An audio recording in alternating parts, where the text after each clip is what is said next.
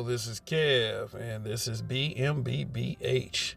Thank you for watching. If it's your first time here, go below this screen and hit that subscribe button, hit that like button, and turn on all of your notifications. Let's get to it.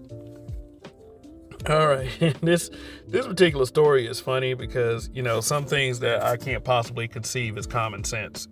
And this is one of the examples. Let's read this headline real quick. Dear White People showrunner Jacqueline Moore boycotts Netflix over Dave Chappelle, the closer special. The reason why this boycott might be somewhat notable is because the person on the screen, Jacqueline Moore, is the showrunner for the Netflix series Dear White People. There's some tragic irony to this.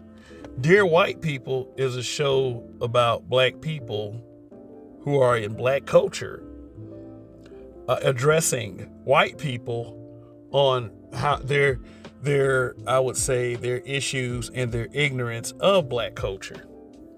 And the sad irony of this is you're boycotting a black comedian that just basically is doing Dear White People in its rawest form, and that's real funny that you would run a show named Dear White People, but want to silence a black person. And this is what we as black people are having a huge problem with. A lot of the things that Dave Chappelle said in that special, it wasn't hateful. In fact, the whole underlying message, people like Jacqueline Moore is proving his point that you can basically represent black people however you want in the media and no one will bat an eye.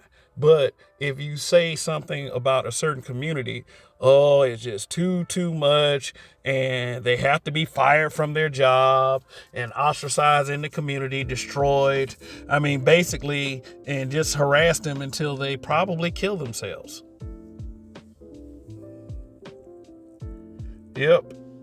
If rhetoric is dangerous, Dave Chappelle's friend, who also happens to be trans, killed themselves 6 days after being dragged on Twitter for defending Dave Chappelle by other people who were just like them.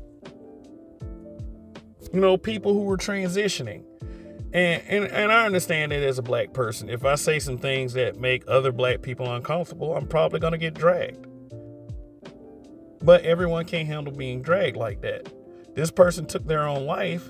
So at the end of the day, this Jacqueline Moore person is being hypocritical. Whose rhetoric is dangerous now? Because Jacqueline Moore was like, well, Dave Chappelle's rhetoric on the LGBT community, especially the T's, it was dangerous for us. Dangerous how? Making you accountable for being hypocrites? And Jacqueline Moore got dragged on Twitter for this. Now, as far as the show Dear White People, I did watch the movie it was based on. But I never got into the television show because it is my issues with some of the things that I heard, that it wasn't really a black show per se, but it was like more tailored for that community. And this is what I see a lot. I see when the narratives aren't controlled by blacks and black men, that they depict blacks and black men in a certain way that isn't really agreeable to the black man. But since we're not the showrunner of this, then I understand why a lot of these things are looking wacky now. And we should take more action in controlling our own narratives, especially as black men. Now Dave Chappelle is a black man who controls his own narrative. You can't cancel this guy. Sorry. We're not canceling Dave Chappelle. So people like Jacqueline Moore can boycott Netflix all they want, but it doesn't amount to, like my mother used to say, it doesn't amount to a hill of beans.